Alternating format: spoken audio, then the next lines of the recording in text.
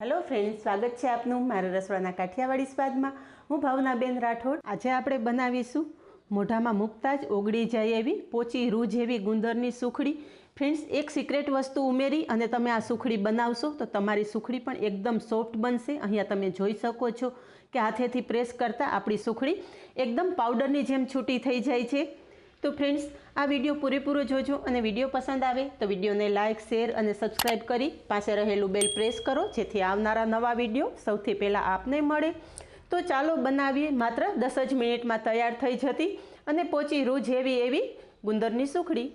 તો સુખડી બનાવવા માટે માત્ર 4 જ સામગ્રીની જરૂર પડશે, જેના માટે 1 કપ ગોળ લીધેલો છે। ગોળ આ રીતે બારીક સમારી લેવાનો જેથી સુખડીમાં મિક્સ કરવા ટાઈમે ઝડપથી ઓગળી જાય। સાથે 1 કપ ઘઉંનો ઝીણો લોટ લીધો છે, જે લોટ આપણે રોટલી માટે ઉપયોગમાં લઈએ છીએ એ લોટનો ઉપયોગ કરી અને આજે સુખડી બનાવશું। 1 કપ આપણે ઘી લીધેલું છે અને સાથે મેં 25 ગ્રામ જેટલું બાવળિયો ગુંદર લીધેલો છે। બાવળિયો ગુંદર આ રીતે મોટા ટુકડામાં આવે છે, જેને તમે મિક્સરમાં 1 થી 2 આટા ફેરવશો એટલે આ રીતે પીસાઈ જશે। આ રીતે થોડી કણી રહે એ રીતે આપણે પીસવાનો છે। તો 4 સામગ્રીનો ઉપયોગ કરીને આજે આપણે મસ્ત મજાની એવી ગુંદરની સુખડી બનાવશું। સુખડી બનાવવા માટે કડાઈમાં ઘી ઉમેરશું।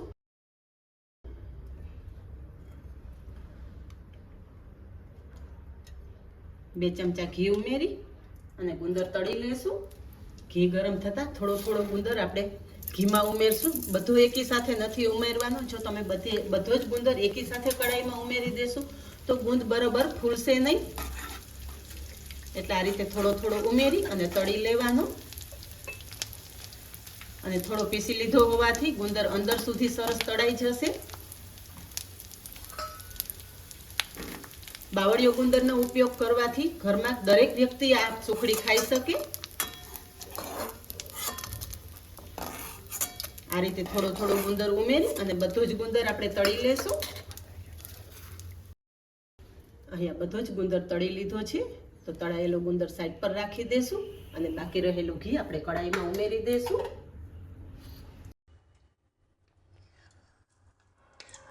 સુખડીમાં જેટલો લોટ હોય એટલું જ આપણે ઘીની જરૂર પડતી હોય છે। 1 કપ ઘી સામે 1 કપ લોટ ઉમેરી દેશું અને ગેસની ફ્લેમ એકદમ ધીમી રાખી અને લોટ શેકી લેશું। તો શિયાળા દરમિયાન તમે ગરમ ગરમ સુખડી બનાવીને પણ આ રીતે ખાઈ શકો છો। ગુંદરની સુખડી ખૂબ જ હેલ્ધી હોય છે અને આ રીતે બાવળિયા ગુંદરની સુખડી બનાવશો તો ઘરમાં નાનાથી મોટા બધા આ સુખડી એન્જોય કરી શકશે। જનરલ આપણે કાઠિયાવાડી સુખડી બનાવીએ છીએ તો ઘઉંના જાડા લોટનો ઉપયોગ કરીને સુખડી બનાવતા હોઈએ છીએ, પણ જે મહુડીની સુખડી બનતી હોય છે એ સુખડી હંમેશા આ રીતે ઘઉંના ઝીણા લોટમાંથી જ બનાવવામાં આવતી હોય છે। અહીંયા ગેસની ફ્લેમ એકદમ ધીમી રાખી અને લોટને એકદમ સારી રીતે શેકી લેવાનો છે। અહીંયા તમે જુઓ કે થોડી વારમાં લોટમાં બધું જ ઘી એકદમ શોષાઈ ગયું છે, પણ જેમ જેમ લોટ શેકાતો જશે એમ લોટમાંથી ઘી અલગ પડતું જશે। પણ લોટ શેકવામાં બિલકુલ ઉતાવળ નથી કરવાની। ગેસની ફ્લેમ એકદમ ધીમી રાખીને શાંતિથી જ આ સુખડી બનાવવાની છે। ગેસની ફ્લેમ તમે ફાસ્ટ રાખી અને આ લોટ શેકશો તો લોટ તો લાલ થઈ જશે, પણ બરોબર શેકાશે નહીં તો સુખડીનો પ્રોપર સ્વાદ પણ નહીં આવે।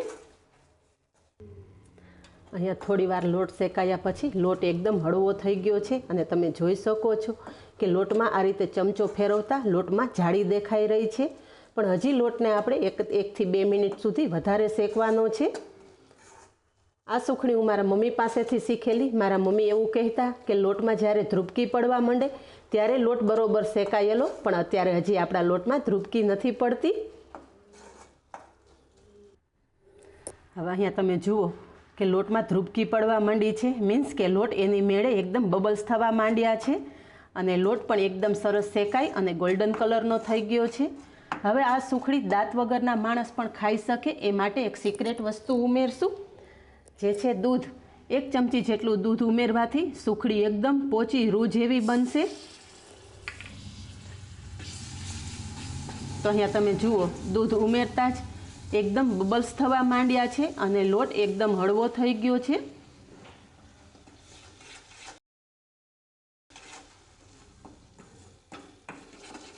હવે ગેસની ફ્લેમ બંધ કરી દેશું।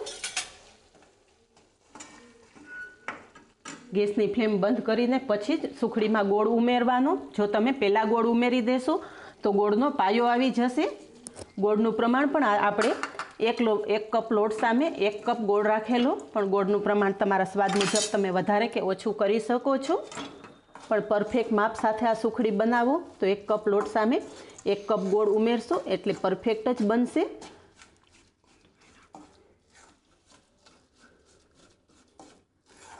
ગોળ આ રીતે એકદમ બારીક સમારેલો હોવાથી તમે જોઈ શકો છો કે લોટ સાથે તરત જ મિક્સ થઈ ગયો છે.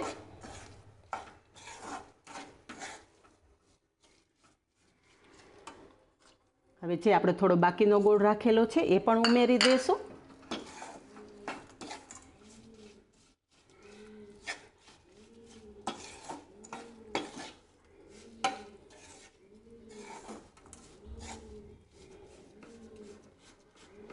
આ રીતે ચમચાથી પ્રેસ કરવાનું જેથી ગોળ સારી રીતે મિક્સ થઈ જાય.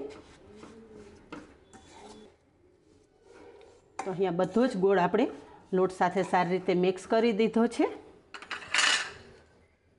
અને જે આપણે તળીને રાખેલો ગુંદર છે એ પણ આપણે સુખડી સાથે મિક્સ કરી દઈશું.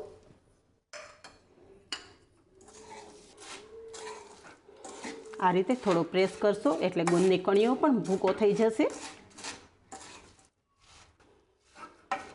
હવે વધારે વાર નહીં કરતા ગ્રીસ કરેલી પ્લેટમાં આપણે આ સુખડી ઢારી દઈશું. તૈયાર કરેલી સુખડી આપણે થાળીમાં લઈ લઈશું.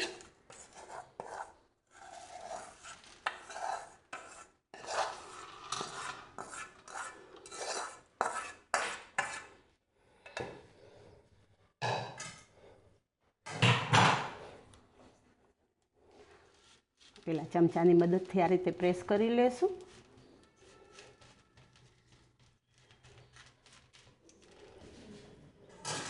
અને હવે કોઈ ફ્લેટ તળિયાની વાટકી હોય એનાથી પ્રેસ કરશો એટલે સુખડી તરત જ સેટ થઈ જશે.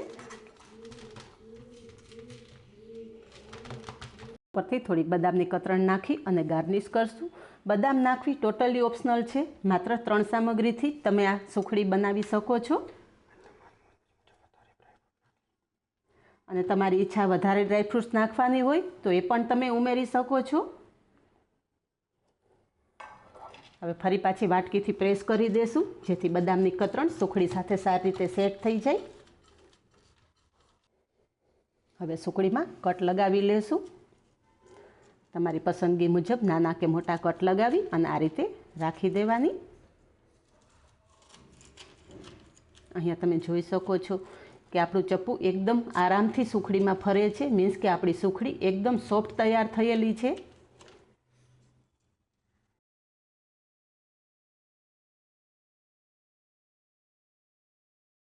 પેલા કરેલા કાપામાં આ રીતે પ્રેસ કરશું એટલે બધી સુખડીના પીસ એકદમ સરસ અલગ થઈ જશે.